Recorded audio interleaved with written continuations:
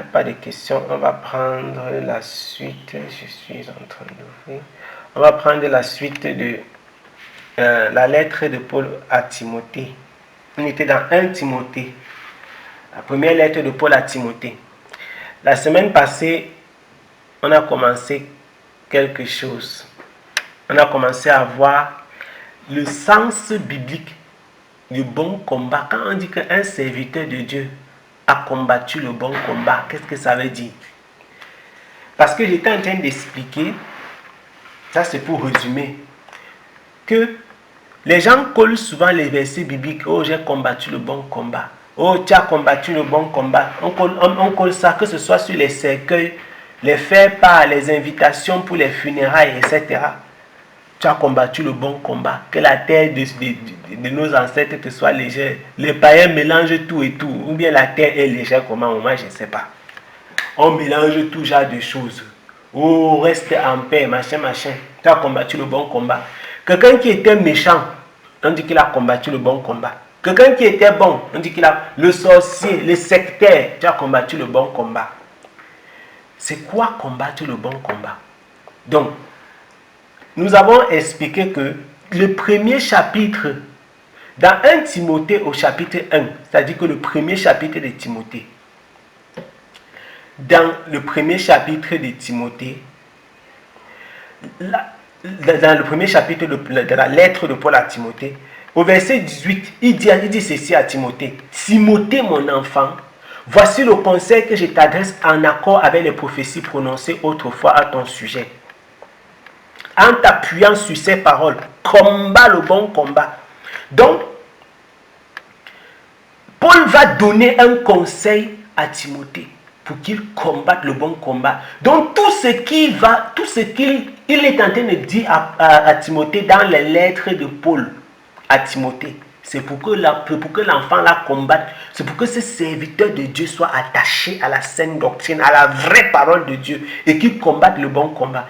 Et maintenant, quand l'apôtre Paul va mourir, à la fin de 2 Timothée, c'est-à-dire la deuxième lettre de Paul à Timothée, l'apôtre Paul est en train de faire ses adieux à son fils bien-aimé.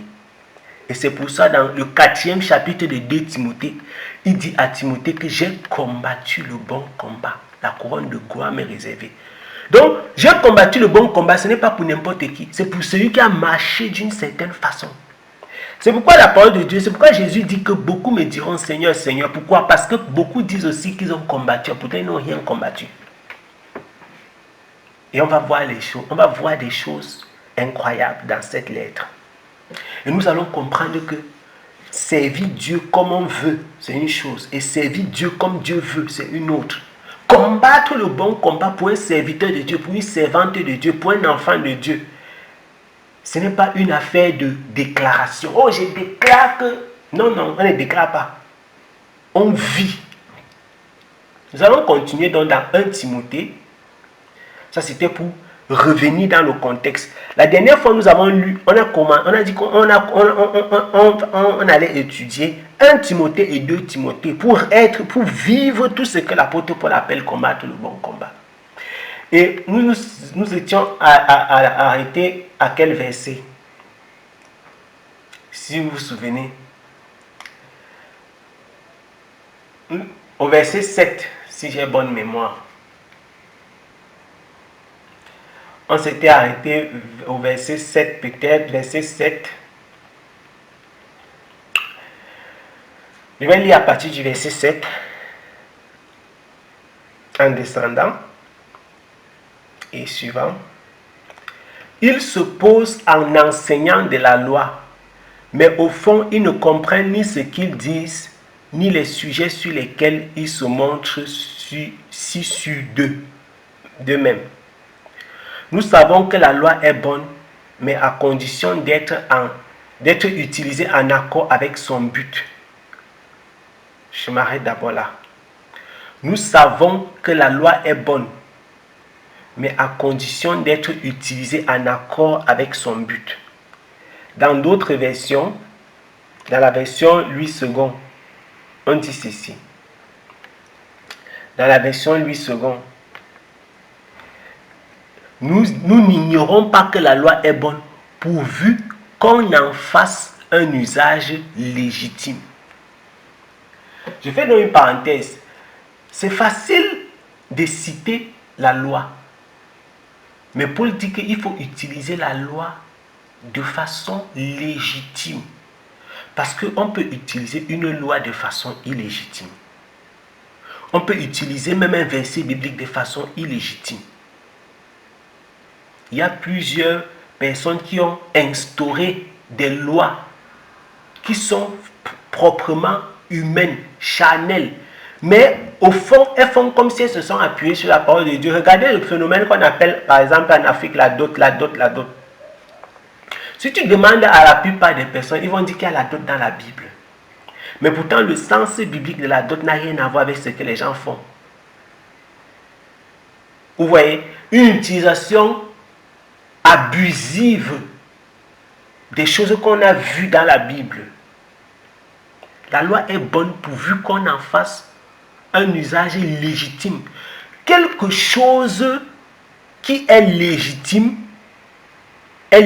dans un contexte. Et sorti de ce contexte-là, ce n'est plus légitime.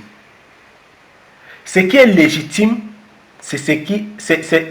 quand on dit que quelque chose est légitime, ça veut dire que c'est en accord avec la loi.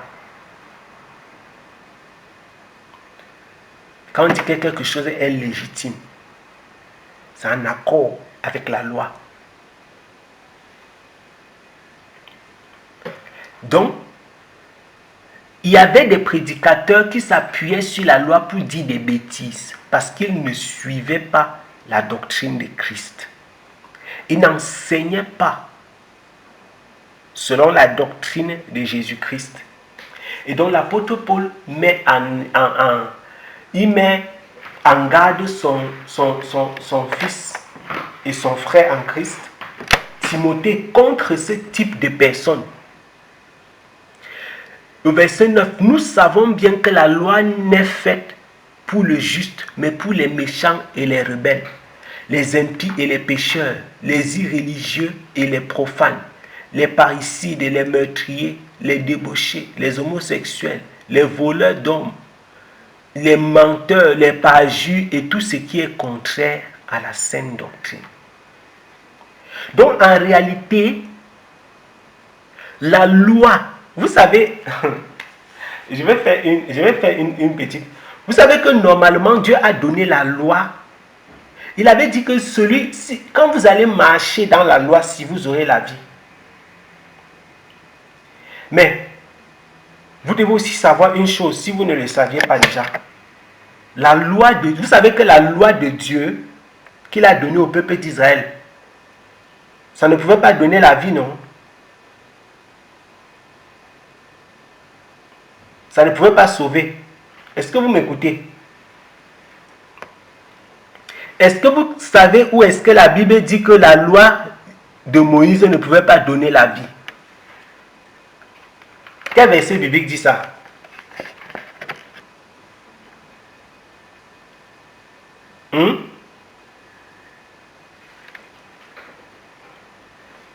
Il y a un verset biblique qui montre où Dieu lui-même, il dit clairement que dans la loi qu'il a donnée là, les gars ne pouvaient pas avoir la vie dedans. Quel est le verset biblique qui dit ça?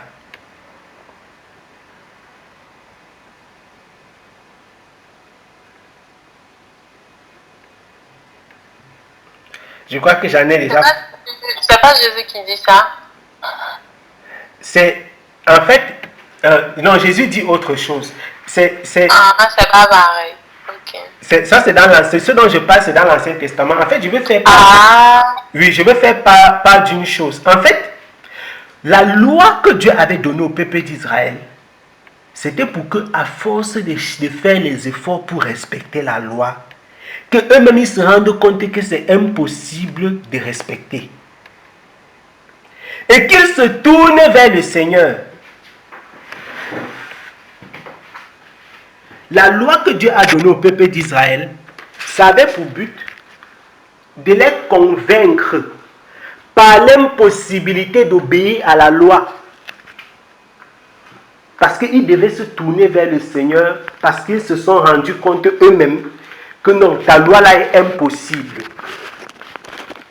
Ta loi là, elle est impossible à obéir.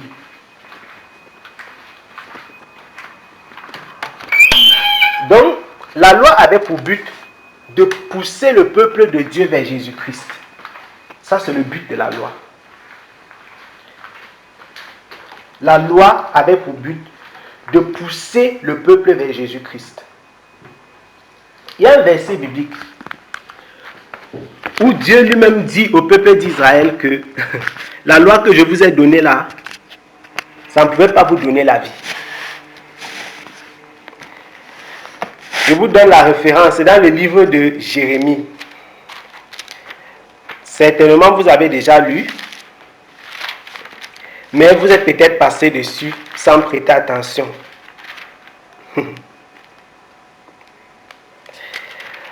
Nous allons lire, c'est dans le livre de Jérémie. Et je dis ça pour que vous compreniez le sens même de la loi. Parce que, en réalité, la loi, c'était pour conduire à Jésus-Christ.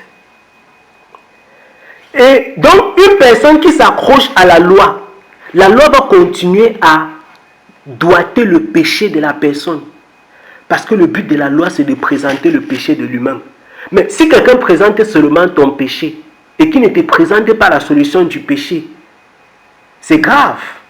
Le but de la loi, c'était de prouver aux gens que vous êtes des pécheurs, vous êtes des menteurs, vous êtes des voleurs, vous êtes des violeurs, vous êtes des adultères, vous êtes des tricheurs, vous êtes des malhonnêtes, vous êtes des convoiteurs, vous êtes des.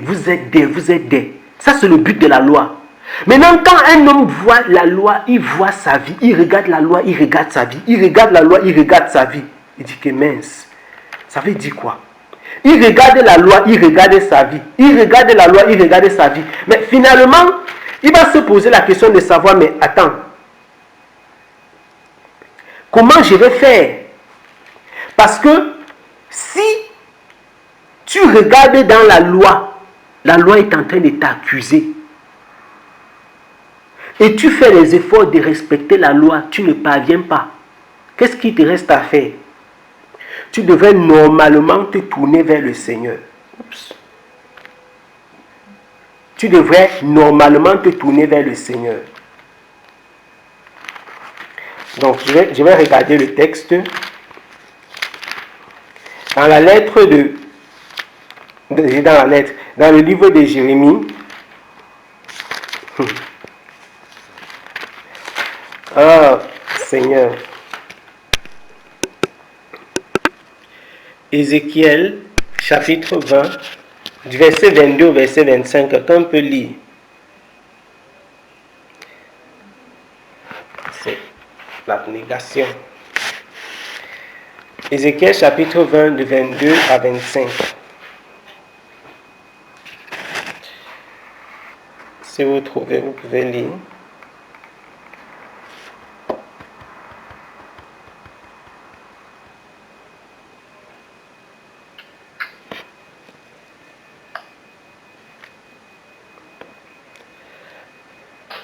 Ézéchiel 20, 22 à 25. Néanmoins, j'ai retiré ma main, je l'ai fait pour l'amour de mon nom, afin qu'il ne fût point profané aux yeux des nations, en présence desquelles je les avais fait sortir.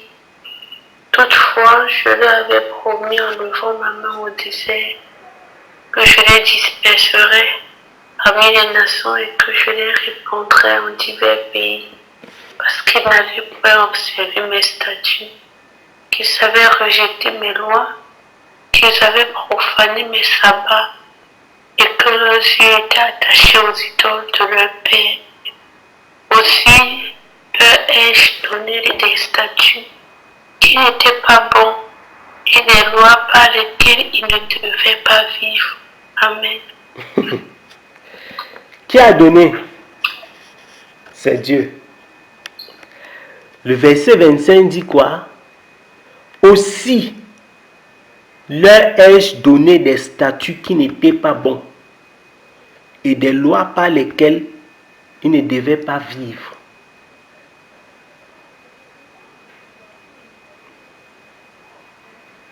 Donc, la loi de Moïse, ce n'était pas pour donner le salut et la vie.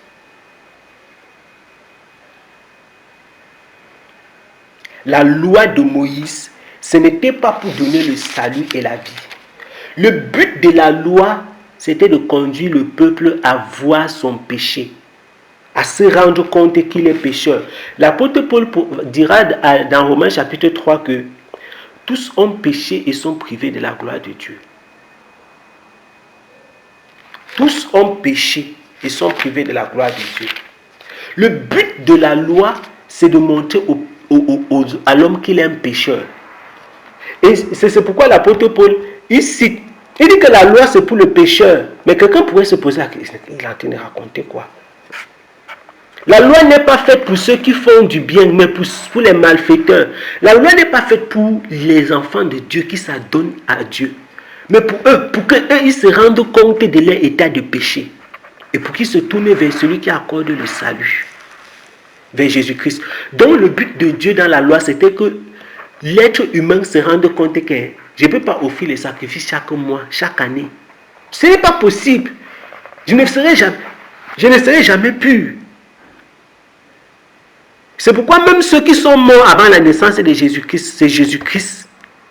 Le salut qu'ils ont de Dieu, c'est Christ qui le leur a accordé. Pourquoi? Parce qu'ils l'ont eu par la foi. Et non par la loi. Personne d'entre eux est juste, est sans péché. Ils ont reçu aussi le salut par la grâce. Je dis bien, même ceux qui sont morts avant la venue de Jésus-Christ, ils ont reçu le salut par la grâce, par le moyen de la foi. Vous comprenez donc pourquoi le salut n'est pas par la loi. Ce n'est pas parce que tu parles bien. Non. Nous respectons la parole de Dieu par amour pour Dieu, pas pour être sauvés. J'ai déjà crié ça fatigué. Les gens qui pensent qu'ils vont faire les choses pour partir au paradis là. Ils sont dans l'erreur. Tu peux respecter la loi plus que les pharisiens qui avaient les versets bibliques, les versets de la Bible collés sur les habits. Les gens qui, quand je dis respecter la loi, c'est pas, je veux dire les règlements, faire semblant, parce que ça c'est le semblant. Mais en réalité, eux aussi, ils étaient butés quelque part.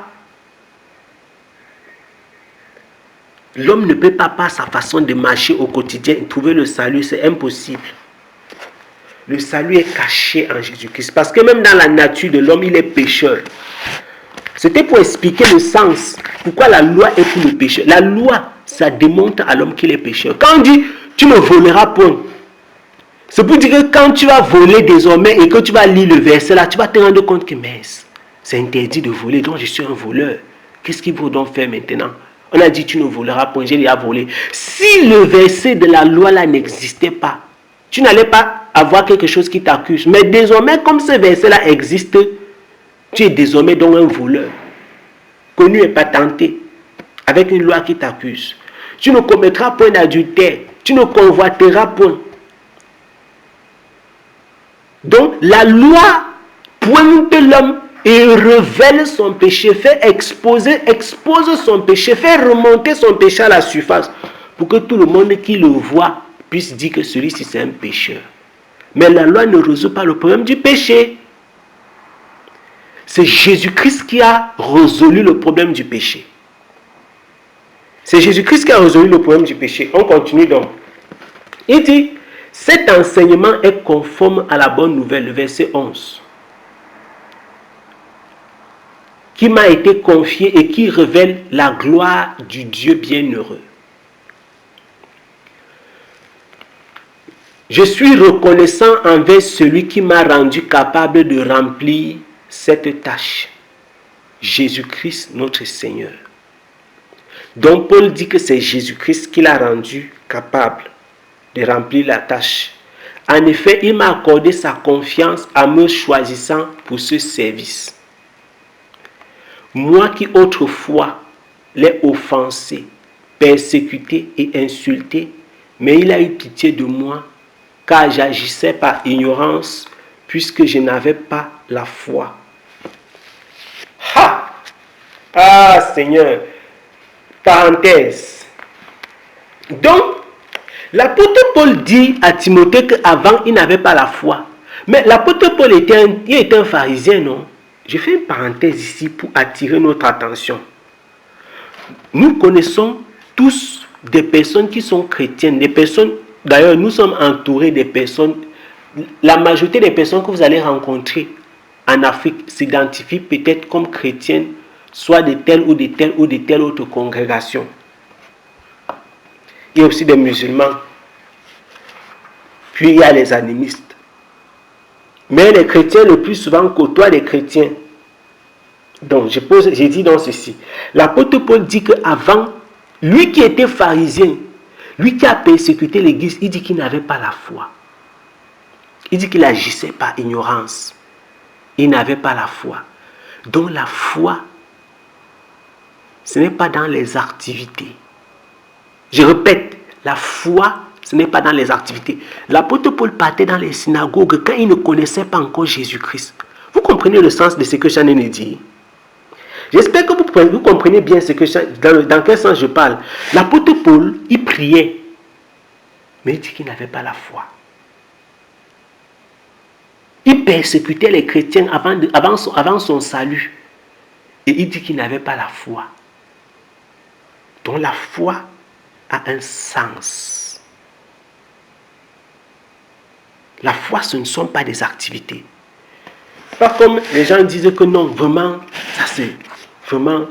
ça c'est un homme de foi. Un homme de foi, peut-être parce qu'il dirige toujours les prières, il dirige toujours les études bibliques dans les communautés. On dit que non, vraiment c'est... Non, la foi, ce n'est pas les activités. L'apôtre Paul, il avait les activités. Il a assisté à la persécution et à la lapidation d'Étienne. Mais il n'avait pas la foi. Il dit qu'il était dans l'ignorance. Beaucoup d'hommes sont dans le monde et dans les églises et dans les communautés sont ignorantes.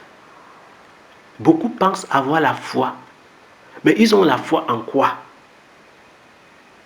En quoi avons-nous la foi? Les gens ont la foi dans l'erreur. Mais ce n'est pas la foi en Dieu. Les gens ont la foi dans les hommes. Mais ce n'est pas la foi en Dieu.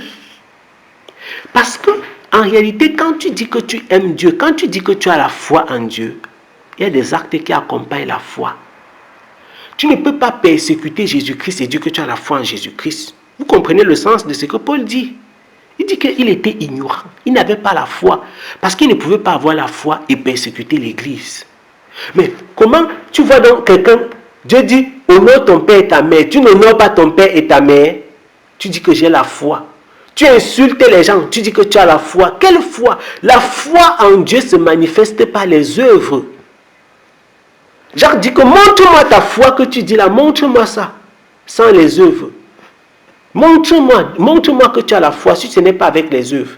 Vous voyez donc que les œuvres, ce n'est pas pour être sauvé, mais les œuvres, c'est la preuve de ton salut. Ah, Seigneur merveilleux. Les œuvres, ce n'est pas pour être sauvé, mais les œuvres, c'est la preuve de ton salut. Donc, si tu dis que j'ai la foi, j'aime Dieu, on doit voir ton amour pour Dieu là, on doit voir ça. Ta foi en Dieu, on doit la voir. Tu n'as pas seulement déclaré. Vous voyez maintenant?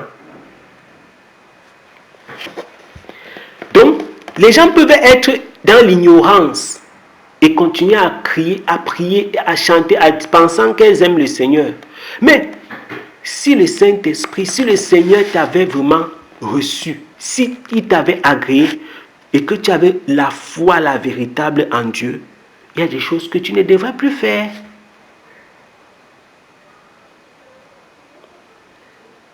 Donc, quand tu continues à faire certaines choses, tu n'as pas la foi. Parce que quelqu'un qui a la foi ne peut pas faire ça. Et c'est ce que l'apôtre Paul enseigne ici. On continue. Il dit, puisque je n'avais pas la foi, dans la surabondance de sa grâce, notre Seigneur a fait naître en moi la foi et l'amour que l'on retrouve dans l'union avec Jésus-Christ. Vous entendez? Donc, c'est parce que le Seigneur a eu pitié de lui. Le Seigneur lui a fait grâce. Et il a fait naître en lui la foi et l'amour. Paul pourra dire, il a dit encore dans 1 Corinthiens au chapitre 13, qu'il y a 3 choses demeurent. Il a dit quoi et quoi et quoi? L'amour, l'espérance et la foi. L'amour, l'espérance et la foi, la plus grande d'entre elles, c'est quoi? Paul dit qu'il n'avait pas l'amour, il n'avait pas la foi, mais Dieu a fait naître ça en lui. Donc, quelqu'un peut marcher dans une communauté chrétienne, être même pasteur. Paul, il dit clairement, si vous allez lire l'enseignement de Paul, ce que j'en ai cité, ce sont des textes que vous êtes censés connaître. Et si vous ne connaissez pas, vous pouvez me demander les références. Je pourrais dire clairement à tel endroit il dit cela. Parce que on ne relit pas ces textes-là pour ne pas... pour gagner en temps, en quelque sorte. L'apôtre Paul déclare clairement que parmi les Juifs, parmi les pharisiens, il était un grand. Il n'était pas un petit pharisien. Il était un boss parmi les pharisiens, l'un des pharisiens les plus rudes, le plus engagé. Mais pourtant, il n'avait pas de foi et pas d'amour.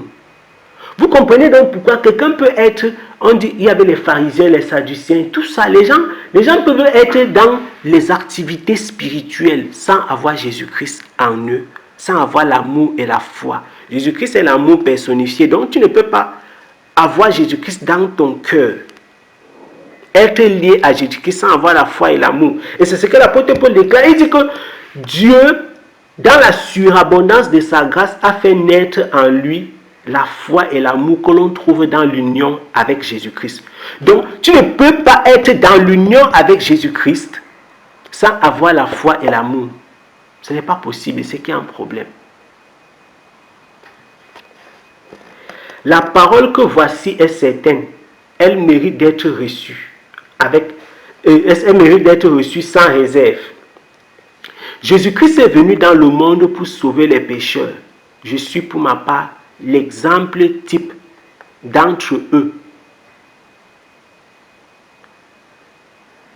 Mais Dieu a eu pitié de moi. Pour cette raison, Jésus-Christ a voulu en moi l'exemple des pécheurs, montrer toute l'étendue de sa patience, pour que je serve d'exemple à ceux qui croiraient en lui pour accéder à la vie éternelle. Ah Seigneur, c'est merveilleux ça. Au roi immortel, invisible, au roi éternel, immortel, invisible, au Dieu seul soit l'honneur, la gloire pour l'éternité. Amen. Paul explique que Dieu a eu pitié de lui et c'est pourquoi Jésus-Christ a fait de lui un exemple. Donc, en fait, l'homme vit dans le péché et puis Dieu le sauve pour cette raison. Afin que tu comprennes que le salut là, si c'était seulement toi, tu ne devais jamais l'avoir.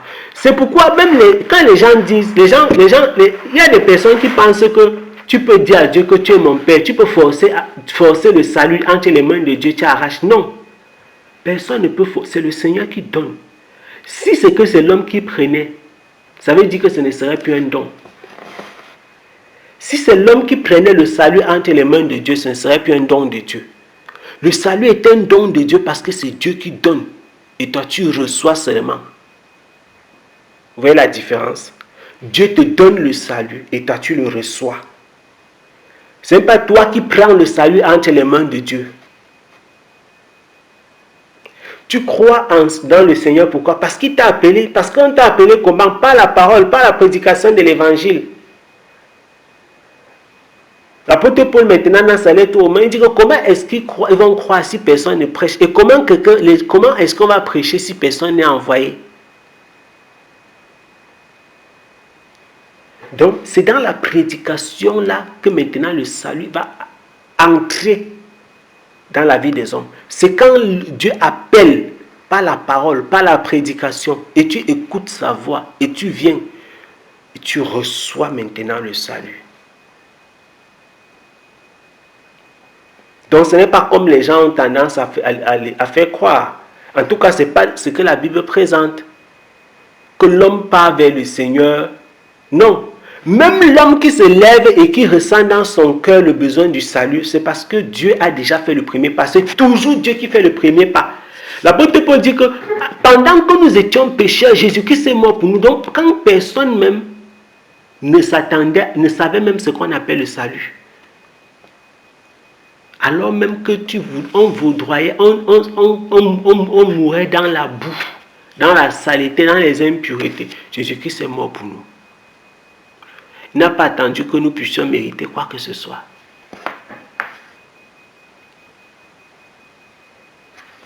Jésus-Christ est mort pour nous alors qu'on était pécheurs.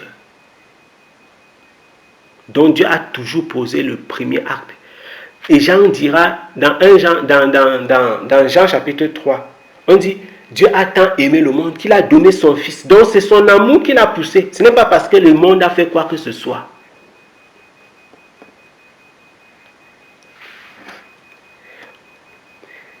Verset 18. Il dit, Timothée, mon enfant, voici le conseil que je t'adresse, en accord avec les prophéties prononcées autrefois à ton sujet, en t'appuyant sur ces paroles, combat le bon combat. Nous rentrons donc à fond, en plein pied, combat le bon combat, avec foi et avec une bonne conscience, dont certains se sont écartés, au point que leur foi a fait naufrage. Donc, il y a une façon de combattre le bon combat.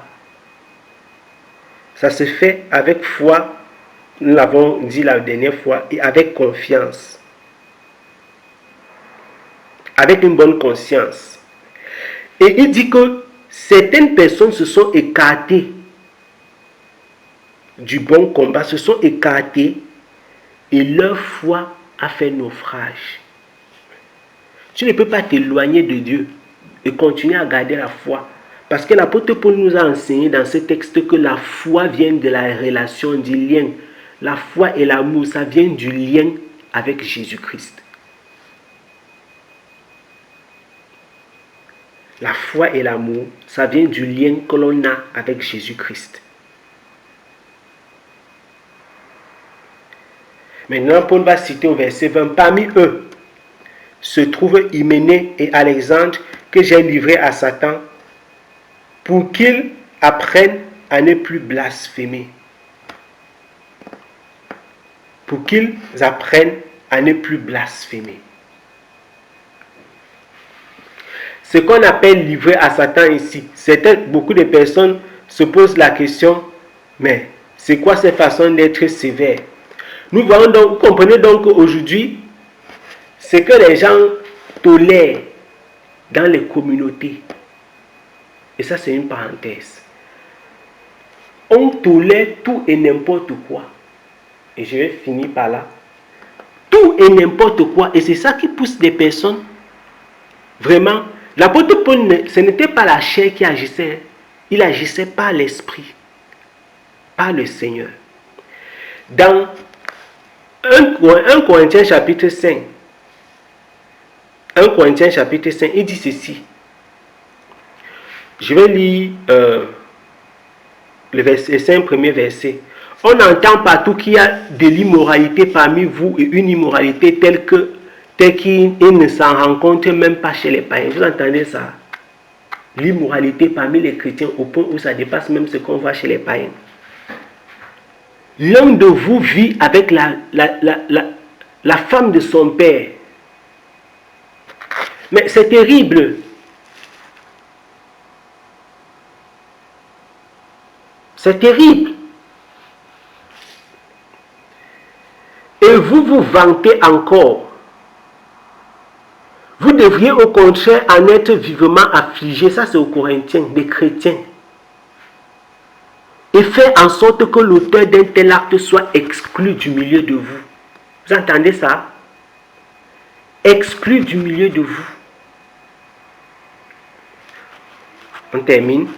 Pour moi, je suis absent de corps, mais présent en pensée parmi vous. J'ai déjà, comme si j'étais présent, prononcez la sentence au nom du Seigneur Jésus contre celui qui a commis cette faute.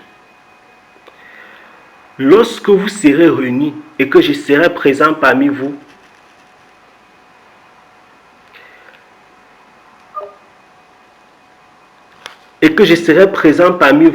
en pensée, appliquez cette sentence dans la puissance de notre Seigneur Jésus-Christ. Qu'un tel homme soit livré à Satan en vue de la destruction du mal qui est en lui, afin qu'il soit sauvé au jour du Seigneur. Donc, livrer quelqu'un à Satan, c'était pour faire la parenthèse et finir avec 1 Timothée chapitre 1. Livrer quelqu'un à Satan, ça ne veut pas dire que tu détestes la personne. Ce que l'apôtre Paul dit quand il parlait de livrer à Satan, ce n'est pas pour que la personne aille en enfer. Et Paul dit dans 1 Corinthiens chapitre 5, j'ai déjà jugé. J'ai prononcé la sentence. Prononcer une sentence, ça veut dire que vraiment toi, non. La vie du péché que tu es dedans, non. Mieux tu meurs dans le péché là, mais que tu sois sauvé. Je prie que le Seigneur te brise et que même s'il faut que Dieu te frappe, pour le salut de ton âme. Il y a des gens, si tu as peut-être un frère ou une soeur qui est tellement dans le péché, au point où il n'y a rien à faire pour la personne. La personne a commis des abominations terribles. Au point où les gens peuvent même être poussés à demander à Dieu que Seigneur, tout ce que nous voulons, c'est que tu sauves son âme. Même si tu dois briser son corps ou sa chair, mais que son âme soit sauvée. Ce n'est pas une preuve de haine. Non. Ce n'est pas parce que tu détestes ou tu hais la personne. Parce que sinon, tu n'allais pas vouloir que la personne soit sauvée. Mais l'apôtre Paul dit quoi? Il dit qu'un tel homme soit livré à Satan au vu de la destruction du mal qui est en lui, afin qu'il soit sauvé au jour du Seigneur. Donc je pose donc la question, et la question vous connaissez la réponse. Quand l'apôtre Paul dit que afin qu'il soit sauvé au jour du Seigneur, ça veut dire que clairement quelqu'un qui a mené cette vie-ci et qui a été livré à Satan peut être sauvé au jour du Seigneur, oui ou non? La réponse c'est oui. Donc, le salut en Jésus-Christ ne se perd pas. Dieu est capable de frapper même son enfant et de briser sa chair et même que la personne meure, mais que son âme soit sauvée. C'est ce que la Bible enseigne. Et ce n'est pas le seul texte, ce n'est pas la seule référence ici. Paul dit qu'un tel homme soit livré à Satan pour le salut de son âme.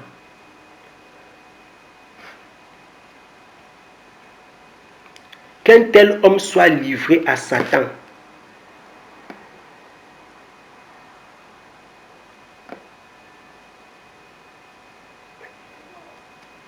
En vue de la destruction du mal qui est en lui, afin qu'il soit sauvé au jour du Seigneur. Et souvent, Dieu brise le mal qui est dans les êtres humains. Parfois, c'est la maladie. Parfois, c'est la perte de tout ce que tu as. Quelqu'un comme Job. Job aimait le Seigneur avant de perdre tout ce qu'il avait. Mais, qu'est-ce qui s'est passé dans le livre de Job? Quand on parle de livrer à Satan ici, qu'est-ce que Dieu a fait pour Job? Dieu a livré Job à Satan. Mais dans un autre sens. Ce n'est pas dans le sens qui est ici présenté par Paul. Ce n'est pas parce que l'apôtre, ce n'est pas parce que Job avait péché plutôt. Job n'avait pas péché. Mais il a été livré à Satan. Livré à Satan veut dire que Satan peut te frapper. Or, Satan ne peut pas frapper l'âme d'une personne. Il peut frapper la chair. Et Jésus-Christ dit que n'ayez pas peur de celui qui peut tuer la chair et après il ne peut rien faire. Vous connaissez tous ces textes. J'ai dit, c'est pourquoi je ne vais pas lire chaque fois les références. N'ayez pas peur de celui qui tue le corps, il tue la chair. Après, il ne peut rien faire.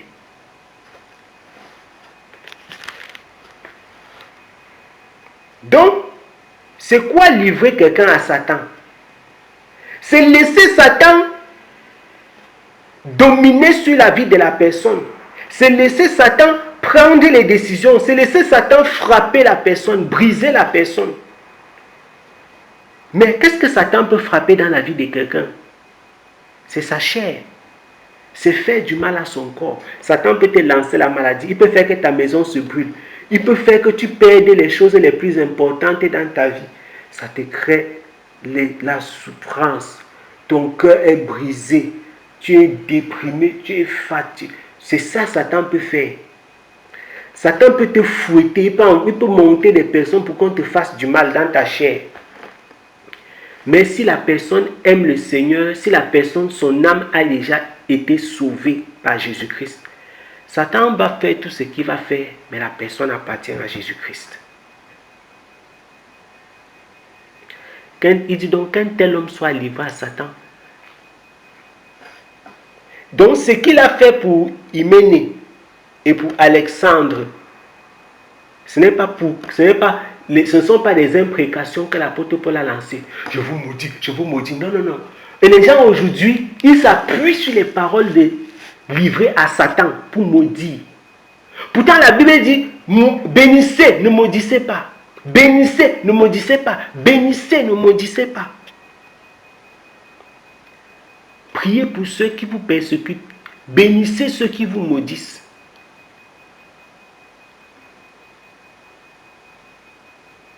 Aimez ceux qui vous détestent. Bénissez, ne maudissez pas. Mais les êtres humains font le contraire. Et les gens qui se disaient chrétiens, ils maudissent jusqu'à maudire au nom de Jésus. Il disait des choses terribles que je n'ai même pas envie de dire, même si je ne m'adresse pas à quelqu'un. Pour maudire au nom de Jésus-Christ. Ça n'a pas de sens. Bénissez, ne maudissez pas. Donc, même quand l'apôtre Paul dit dans 1 Timothée qu'il a déjà pris une sentence, qu'il a livré Hyménée et Alexandre à Satan, ce n'est pas parce que l'apôtre Paul les déteste. Et ce n'est pas que l'apôtre Paul a lancé des imprécations sur ces hommes. Paul ne les a pas livrés à Satan en les maudissant, non. Parce que livrer à Satan, c'est ce que Dieu lui-même a permis dans la vie de Job. Sauf que Job n'avait pas péché contre Dieu. Mais ici, le livrer à Satan de Hyménée et Alexandre, livrer à Satan dont l'apôtre Paul parle dans 1 Corinthiens chapitre 5, c'est pour des personnes qui ont péché. C'est pour des personnes qui ont péché contre le Seigneur et que le peuple de Dieu se réunit, les enfants de Dieu, les serviteurs de Dieu demandent à Dieu que la façon dont celui-ci a péché, l'abomination qu'il a commise, on implore même la grâce de Dieu sur sa vie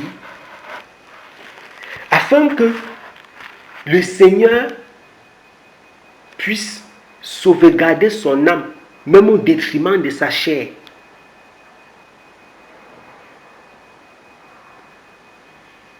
Qu'une telle personne soit livrée à Satan. Et Paul dit, pour qu'il n'apprenne plus à blasphémer. Et donc, ça c'est pas n'importe qui peut le faire. Et je sors par là. Ce n'est pas n'importe quel chrétien qui a l'autorité de le faire dans l'église. Ce n'est pas n'importe qui. D'ailleurs, vous ne verrez pas ailleurs une autre personne qui a fait allusion à ça en dehors de l'apôtre Paul. Dans l'église, ce n'est pas n'importe qui peut livrer quelqu'un à Satan. D'ailleurs, vous voyez les gens maudits tous les jours, matin, midi, soir. Est-ce que la malédiction marche? Donc il faut une certaine autorité. Si quelqu'un n'a pas d'autorité, ces malédictions, c'est du vent. Tu peux maudire comme tu veux, ça ne va rien faire. Je dis bien, les gens qui maudissent, parce que pour eux, ce n'était pas la malédiction. Ceux qui maudissent là, ils peuvent maudire comme ils veulent. Ça ne peut rien faire parce que quoi? Ils n'ont aucune autorité. Mais quand quelqu'un a une autorité, ce qu'il déclare de sa bouche, c'est extrêmement lourd. Et Paul avait une autorité dans ses églises. Le Seigneur l'avait établi. Il est dit, vous pouvez lire dans sa lettre, au début de la lettre aux Galates, etc. Il en parle un peu de partout. Comment le Seigneur l'a appelé. Dieu lui a donné une certaine autorité. Donc quand il le fait, c'est par autorité. Voilà. Mais ne le fait pas non plus pour jouer. Ou bien dans tous les cas de situations. Non, c'est dans des situations bien précises. Vous avez vu dans 1 Corinthiens chapitre 5, il parle d'une abomination. C'est quelque chose d'abominable. Quelqu'un qui a pris la femme de son père. Dans 1 Timothée, il parlait des blasphèmes. Vous voyez? Mais au final, qu'est-ce qu'on retient? C'est la sévérité des serviteurs de Dieu qui n'encadraient pas et ne supportaient pas le mensonge. Pas comme aujourd'hui, on prend les offrandes et on ferme les yeux. Que le Seigneur nous aide. C'est tout simplement déplorable et regrettable en même temps. Que le Seigneur visite cette génération.